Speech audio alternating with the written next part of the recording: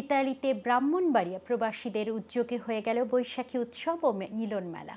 আয়োজকরা জানান, নতুন প্রজন্মের মাঝে বাংলা সংস্কৃতি তুলে ধরতে এই উৎসবের আয়োজন করা হয়। বিস্তারিত রয়েছে রিপোর্টে। নতুন বছরে নতুন প্রাণের স্পন্দনে মাতোয়ারা বিশ্বের বিভিন্ন প্রান্তের প্রবাসী বাঙালিরা। বৈশাখের আনন্দে সেজেছে ইতালির কর্নেলিয়া বাতিস্তিনির ব্রাহ্মণবাড়িয়া প্রবাসীরাও। স্বদেশের স্মৃতিকে ধারণ করে প্রবাসী বৈশাখী উৎসবের এই বিশেষ আয়োজনে উপস্থিত ছিলেন রোম কমিউনিটির বিশিষ্ট ব্যক্তিবর্গ।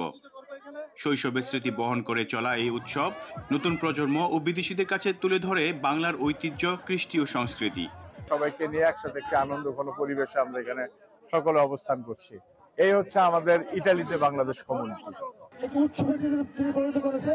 এই জন্য আমি ব্রাহ্মণবাড়িয়া জেলা সমিতির পক্ষ থেকে আমাদের সমস্ত ব্রাহ্মণবাড়িয়া জেলাবাসীকে একত্রিত করে আমরা একটা আনন্দ উৎসব করলাম।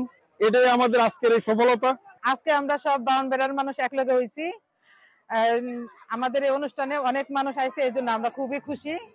আলহামদুলিল্লাহ, স্বতঃস্ফূর্ত অংশগ্রহণ এবং আজকের এই প্রোগ্রামকে খুবই সুন্দরভাবে সাফল্যমণ্ডিত করে।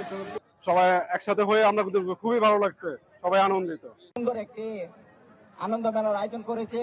আমি ব্রাহ্মণবাড়িয়ার সন্তান হিসেবে আমি গর্বিত। কর্নেলিয়া বাতিস্তিনিবাসীর পক্ষ থেকে আপনাদের সকলকে আন্তরিকভাবে ধন্যবাদ জানাই। বৈশাখী উৎসব দেশীয় অনুভূতির পাশাপাশি কমিউনিটির মধ্যে আবদ্ধ করে দৃঢ় বন্ধনের। বিভিন্ন প্রান্ত থেকে আসা সবাই মেহমানদেরকে আন্তরিকভাবে ধন্যবাদ জ্ঞাপন করছি। সবাই উপস্থিত হয়েছে এবং তাদেরকে সহযোগিতা করার জন্য আমাদের অনুষ্ঠানে আমি তাদেরকে কৃতজ্ঞতা জানাচ্ছি।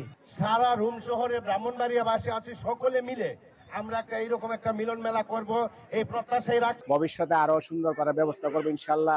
আয়োজকরা বলেন, বৈশাখী উৎসব আগামীতে হবে আরো বড় এবং আরো বেশি আনন্দের। আয়ন টিভি নিউজ, রোম, ইতালি।